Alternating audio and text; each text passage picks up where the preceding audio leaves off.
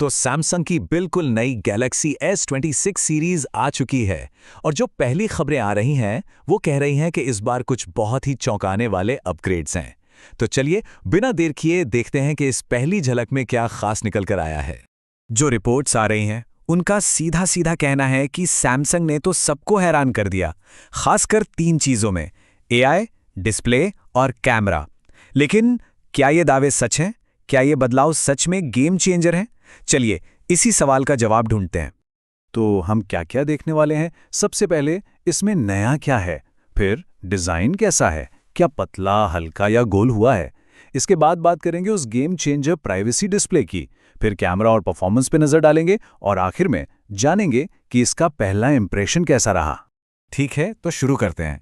सबसे पहले और सबसे ज़रूरी सवाल, आखिर S26 लाइनअप में नया क्या क्या है?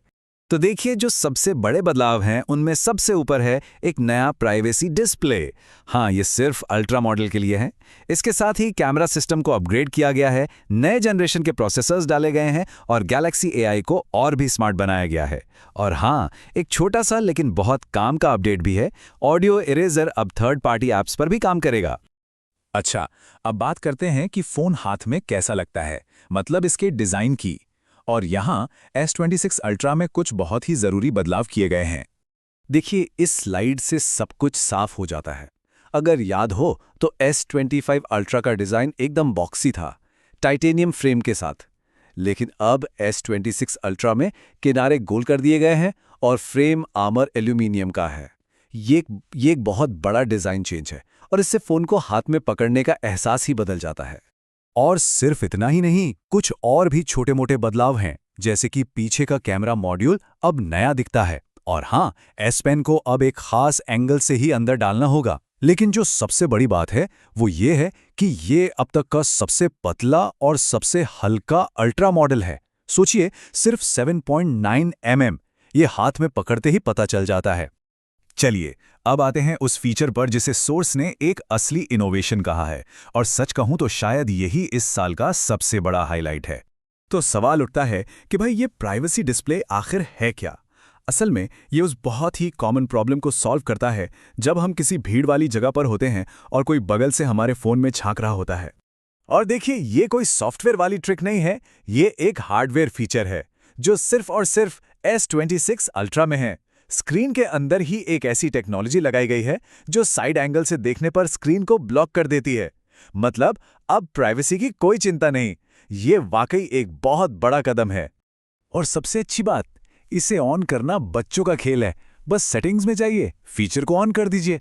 अगर और ज्यादा प्राइवेसी चाहिए तो वहां एक मैक्सिमम प्राइवेसी प्रोटेक्शन का ऑप्शन भी है जो साइड से देखने पर स्क्रीन को लगभग पूरा का पूरा ब्लैकआउट कर देता है। लेकिन यहाँ एक छोटा सा ट्रेड ऑफ है।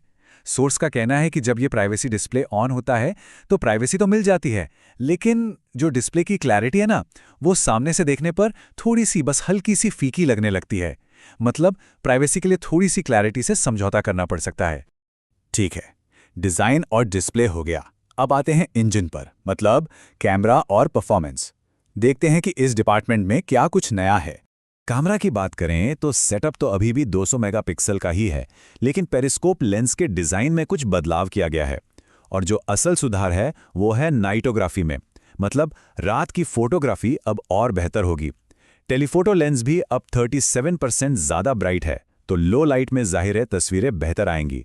और हाँ, स्किन टोन्स भी अब पहले से काफ़ी ज़्यादा नेचुरल लगते हैं। अब आते हैं परफॉर्मेंस पे, और यहाँ कहानी थोड़ी सी अलग हो जाती है। देखिए, S26 और S26 प्लस में तो सैमसंग का अपना Exynos 2600 प्रोसेसर है, लेकिन अल्ट्रा मॉडल में मिलता है सबसे पावरफुल स्नैपड्रैगन 8 Gen 5। और ये जो प्रोसेसर का फ़र्क है ना, ये अक्सर गेमिंग और हैवी टास्क में साफ पता चलता है। बैटरी में भी फ़र्क है, और अल्ट्रा मॉडल में अब 60 वॉट की फास्ट चार्जिंग भी है, जो पिछले 45 वॉट से एक बहुत बड़ा जंप है। तो इन सब बदलावों के बाद कुल मिलाकर पहला इंप्रेशन कैसा रहा? क्या ये फ़ोन सच में उतना इंप्रेसिव है जितना सुनने में लग रहा है? रिपोर्ट्स के मुताबिक 2 चीज़ें हैं जो सच में वाह कहने पर मजबूर करती हैं। पहली, इसका हाथ में आने वाला फील। ये फ़ोन अब काफ़ी पतला और हल्का लगता है। और दूसरी, जाहिर है, वो प्राइवेसी डिस्प्ले, जो एक असली प्रॉब्लम का बहुत ही इनोवेटिव सोल्यूशन है। और प्राइवेसी डिस्प्ले के लिए सोर्स ने एक ही शब्द इस्तेमाल किया है, गेम चेंजिंग। ये सच में एक ऐसा फीचर है जो पब्लिक में हमारे फ़ोन इस्तेमाल करने का तरीका ही बदल कर रख सकता है। तो अब सबसे बड़ा सवाल, क्या ये सारे बदलाव एक अपग्रेड के लिए काफ़ी हैं, खासकर वो नया डिज़ाइन और प्राइवेसी डिस्प्ले? खैर, इसका जवाब तो इस बात पर निर्भर करेगा कि एक फ़ोन में कौन सी चीज़ किसके लिए सबसे ज़्यादा ज़रूरी है।